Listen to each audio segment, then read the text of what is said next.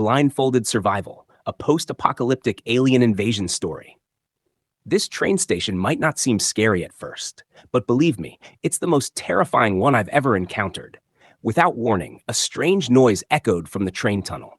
The unsettling sound grew stronger, distorting things around Sebastian.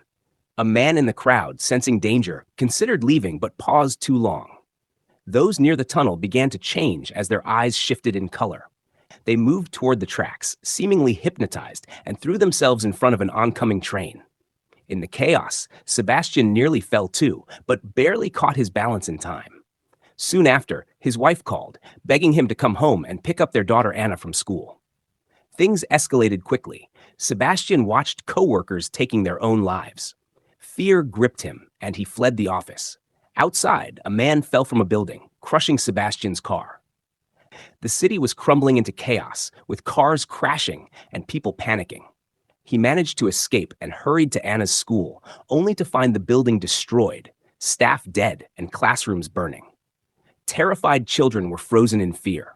Shielding Anna, he guided her through the destruction. On their way, a priest stopped them, claiming all of this was a divine miracle.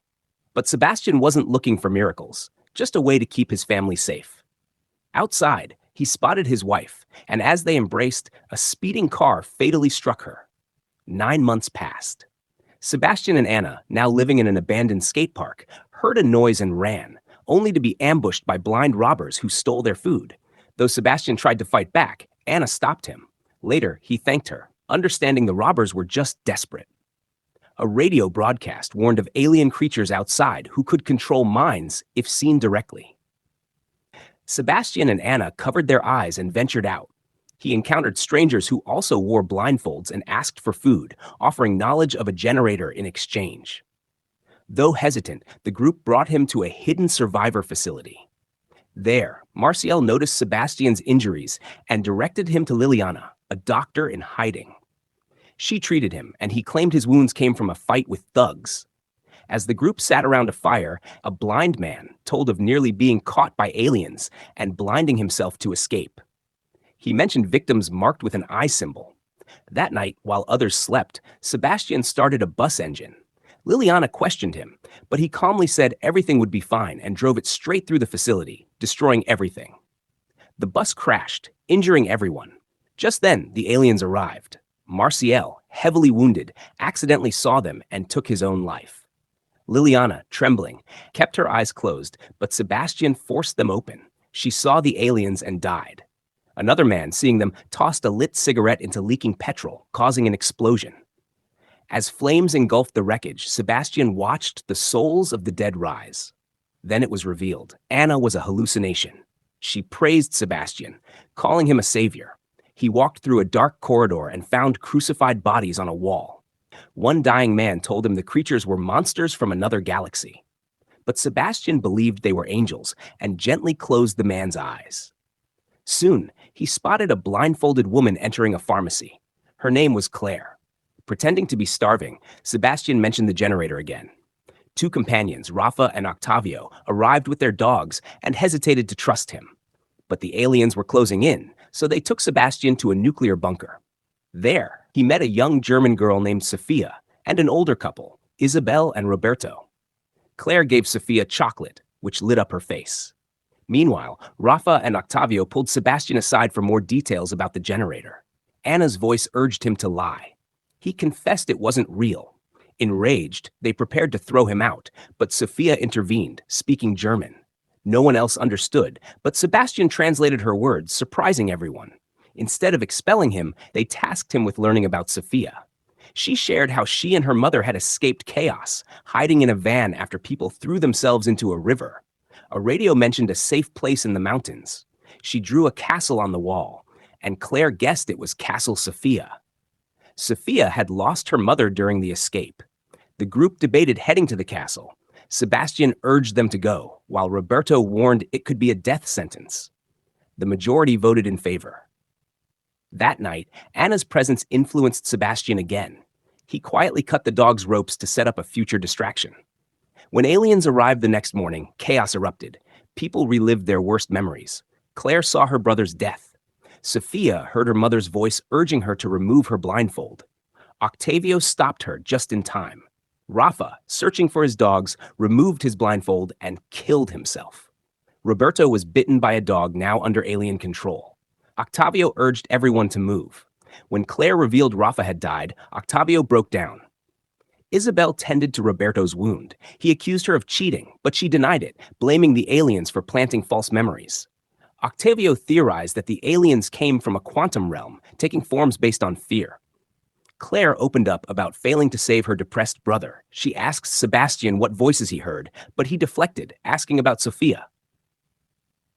He found the girl crying and gave her a locket once gifted to Anna. A flashback showed Sebastian celebrating Anna's birthday. Back in the present, Claire questioned him about Anna. When she revealed she was a psychiatrist, she gently tried to help Sebastian understand his visions were alien manipulation. Anna's illusion whispered to him not to believe Claire. He almost accepted Claire's reasoning when Roberto's worsening infection interrupted them. They needed antibiotics. Blindfolded, Claire, Sebastian, and Octavio ventured out. Claire searched a bathroom while Octavio and Sebastian checked another room. Octavio found food and called out to Sebastian. Distracted by Anna's voice, Sebastian claimed the windows were secure. But Octavio noticed one open and upon seeing the aliens, stabbed himself to death. Sebastian didn't see his soul rise. Claire rushed in and they returned. Isabel asked about Octavio, and Claire explained he didn't make it. She gave Isabel the antibiotics. When asked why Sebastian was distant, Claire said he felt responsible. Anna's voice returned, asking why he didn't remove Claire's blindfold. Sebastian confessed he might not be a savior, but a wolf. Later, while outside, they encountered the seers, alien-controlled humans. The priest from before was among them. Roberto and Isabel became separated and chose to face death together, removing their blindfolds. Claire discovered Sebastian's special goggles, realizing he could see the aliens all along. She understood he had betrayed them. Taking Sophia by the hand, she backed away. Anna's voice continued urging Sebastian to complete their reunion by killing 2 more. Claire and Sophia headed to the bunker's ceiling. Claire fell and became unconscious. Sophia stood alone in front of Sebastian. As Anna urged him to act, he couldn't go through with it. Instead, he hugged Sophia, feeling human again. A flashback revealed how Anna died.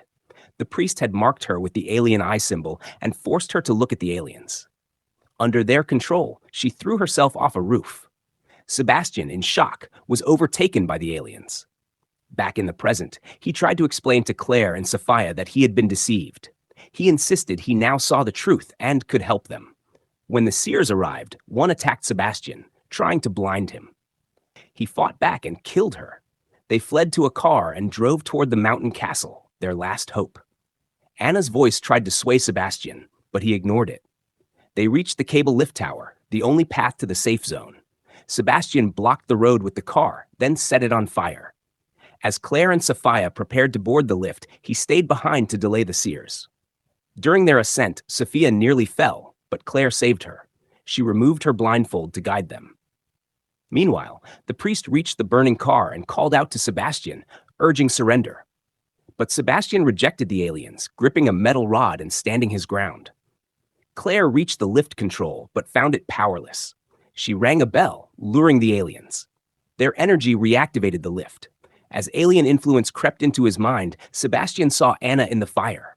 It shook him, but he resisted. The aliens attacked Claire and Sophia's minds, bringing back voices of lost loved ones. Sebastian knew Anna's image wasn't real. Renewed, he struck the priest with the rod. Claire, calculating the lift's timing, jumped aboard with Sophia. As the priest wounded Sebastian fatally, Sebastian swore he would die to ensure their survival.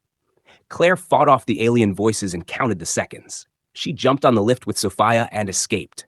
Grateful, she silently thanked Sebastian. In his last moments, Anna's vision comforted him as he died. At the castle, soldiers met Claire and Sophia. A tearful reunion followed as Sophia found her mother. Claire was taken for an inquiry. A medical officer tested her for alien influence. She revealed someone from the enemy side helped them reach safety. The officer explained the test detects epigenetic changes from trauma, how people become seers. Claire realized Sebastian must have transformed after losing Anna. In a lab, soldiers attempted to create a vaccine using seer blood, but failed. Still, the hope remained that someone like Claire could lead to a cure. And so the story ends.